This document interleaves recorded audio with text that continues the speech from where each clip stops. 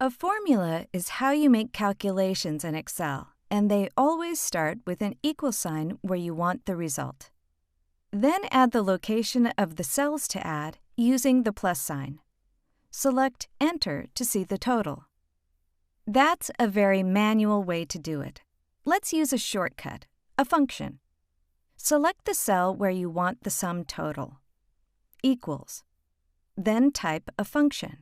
For example, sum for adding numbers. To select the range of cells, start with a left parenthesis. Instead of typing, select the first cell you want added and drag to the last cell. Enter. You see the total, but also notice the formula in the bar above, the sum of all cells B2 through G2. Anytime there's a formula, you can copy it to another column or row. Rest your cursor on the lower right corner of the cell until it becomes a cross. Then select and drag.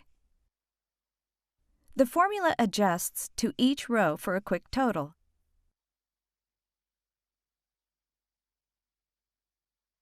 This is just the first step in formulas.